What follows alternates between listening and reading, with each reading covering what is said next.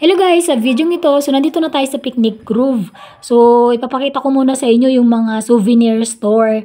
Ayun, no, sinamantala ko na rin siyang i-video ng konti. Marami kayong mabibili dyan ng mga damit, mga sombrero, mga jacket, mga sweater na may nakatatak na I love Tagaytay. So, yung mga malalayo na pumunta dito or pupunta dito, for sure, bibili sila ng mga souvenir na galing sila sa Tagaytay or pasalubong nila sa mga kamag-anak nila. Nakakatuwa naman kasi na magkaroon ng souvenir sa isang lugar na napakaganda at kapag kaminsan mo lang mapasyalan.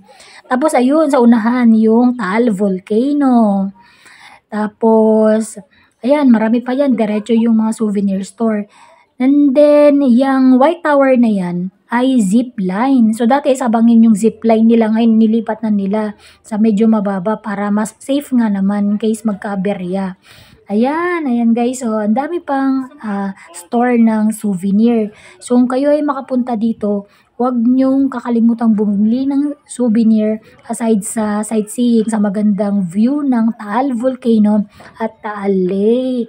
So, ayan guys. Abangan nyo yung mga susunod kong video na i-upload. Maraming salamat sa panunood. Tapusin sana ang video hanggang sa dulo. Bye!